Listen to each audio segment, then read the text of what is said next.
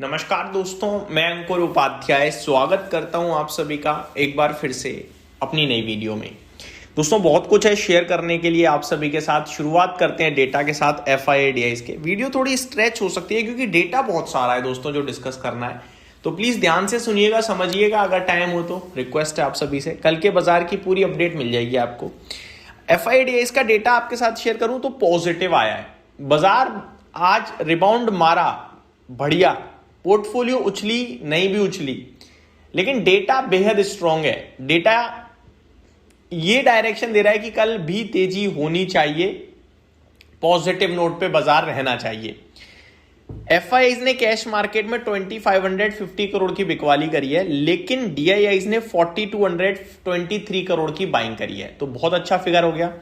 दूसरी बात, FIIs ने स्टॉक फ्यूचर्स में 2450 करोड़ की बाइंग करी है, बहुत बड़ी पॉजिटिव चीज। इंडेक्स फ्यूचर्स में FIIs ने बेचा है 1950 करोड़ का, तो ये एक नेगेटिव चीज मुझे दिख रही है इस समय। ठीक है, आगे बढ़ते हैं। गिफ्ट निफ्टी की बात करें दोस्तों आप सभी के साथ, तो पॉजिटिव ट्रेड करता हुआ दिख रहा है। और गिफ्ट निफ्टी का लेवल्स आप सभी के साथ अगर मैं डिस्कस करूं तो 70 पॉइंट ऊपर 25430 पे ट्रेड कर रहा है गिफ्ट निफ्टी, 25430 पे। अब अगर निफ्टी की बात करें दोस्तों, निफ्टी की प्रिडिक्शन करें तो निफ्टी हमारा बंद हुआ है at the end positive note पे 25300। हमने ऊपर से एक डिप दी थी मॉर्निंग में ही, जो हमने गैप अप मारा वो पूरा फिजल आउट हो गई थी तेजी ऑलमोस्ट एक समय पे, लेकिन एट द एंड दोबारा हम 25300 के ऊपर निकले, बट एडजस्ट होकर 25290 के करीब क्लोजिंग आई है। मेरा मानना यह है कि 25500 तक जगह खुली हुई है ऊपर जाने के लिए, 25500 तक हम जा सकते हैं।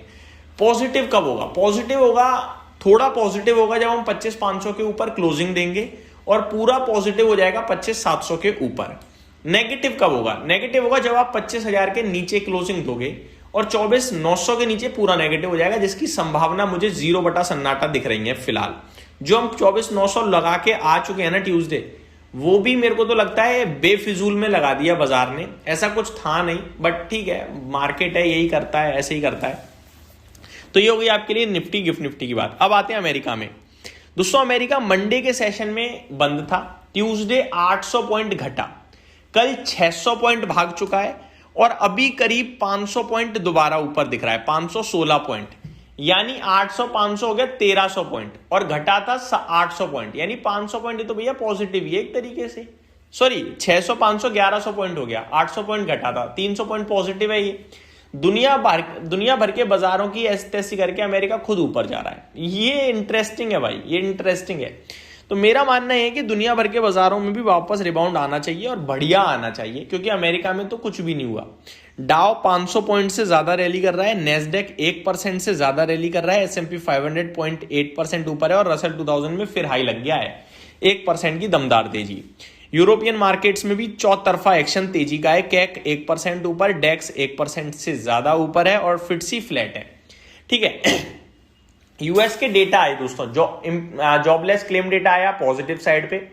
जीडीपी के आंकड़े ने तो मतलब रिकॉर्ड ही तोड़ दिए, आंखें खोल दी कि भैया अमेरिका की इकोनॉमी तो बूम है, बूम। तो सुपर्ब था। ट्रम्प साहब के कुछ बड़े बयान आए हैं, जिसमें एक तो ये कि ग्रीनलैंड पे वो पूरा कंट्रोल जल्दी ही कर लेंगे, ऐसा उन्होंने कहा है, वो इंटरेस्टिंग था।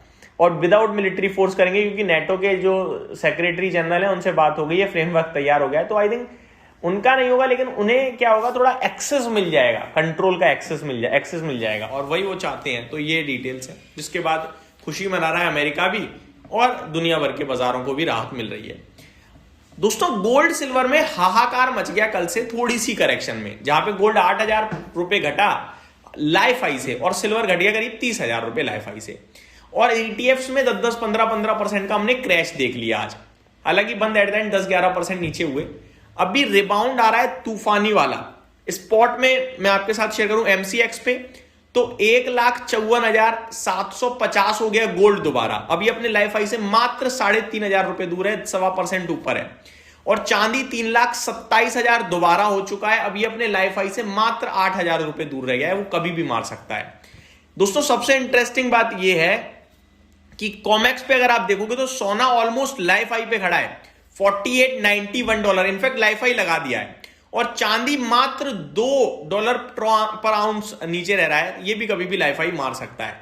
तो कहने वाली बात यह है कि ये जो तेजी चल रही है ना इनमें, ये अनबीटेबल है, ये नहीं रुक रही। तो पूरा हाहाकार जो था खत्म, तेजी दोबारा शुरू, और एक डिप आनी है, वो आ चुकी है। वो मैं आपके साथ जिसको लेकर डर रहा था लगातार, वो कल और आज में आ गई है। आई थिंक सब कुछ अब बढ़िया दिखता है। आगे बात करें दोस्तों कुछ और इंटरेस्टिंग चीजों के बारे में, तो अब चलते हैं स्टॉक्स टू वॉच में। स्टॉक्स टू वॉच में मैं आप सभी के साथ सबसे पहले तो बात करना चाहूंगा दोस्तों रिजल्ट सीजन के बारे में। सबसे पहले गिग्निटी टेक्नोलॉजीज, गिग्निटी कह लीजिए या सिग्निटी, जो मन करे आप कह लीजिए। नंबर्स मुझे ठीक लग रहे हैं, लेकिन नंबर्स अच्छे बुरे कहूंगा, तेजी मंदी की बात नहीं करूंगा, क्योंकि पूरा डिफरेंट एक्शन हो रहा है आजकल। तो नंबर्स अच्छे लग रहे हैं। जेंसा टेक्नोलॉजीज, इसके भी नंबर्स अच्छे लग रहे हैं। आइडिया फोर्ज मिला जुला लग रहा है, क्योंकि घाटा बढ़ गया कंपनी का। 20 करोड़ के घाटे के सामने 31 करोड़ का घाटा हुआ है, लेकिन रेवेन्यू 18 करोड़ से 31.6 करोड़ हो गया है। तो मैं इसको क्या बोलूं, वो तो कल बाजार ही मुझे बताएगा क्या सीन है, बट मेरे को मिले जुले नंबर लगे, क्योंकि मुनाफा तो है नहीं, घाटा बढ़ गया है और रेवेन्यू भी बढ़ गया है। प्रीमियर एनर्जीज के नंबर्स भी पॉजिटिव हैं। तानला प्लेटफॉर्म ने बढ़िया प्रदर्शन किया है, मैं तो ये बोलूंगा।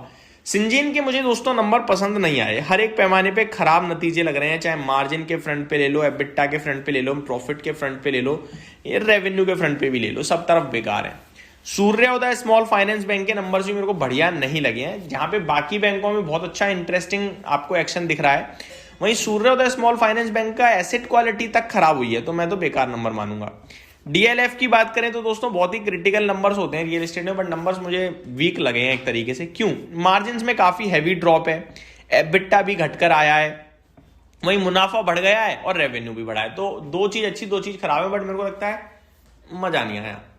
अगला है दोस्तों एम्फेसिस, न्यूट्रल टू पॉजिटिव आप कह सकते हो नंबर्स, इनफैक्ट वीक ही कहूंगा मैं, अच्छे नहीं मानूंगा, क्योंकि मुनाफा अनुमान से कमजोर है, रेवेन्यू अनुमान से कमजोर है, मार्जिन अनुमान से कमजोर है, और कामकाजी मुनाफा है जो एबिट होता है वो अनुमान से थोड़ा सा बढ़िया है। तो ये आपके लिए कुछ स्टॉक्स थे जो मैंने आपके साथ डिस्कस करे। उम्मीद करता हूं ये डिटेल्स वीडियो पसंद आई होगी। Thank you so much for watching this video. Have a great day.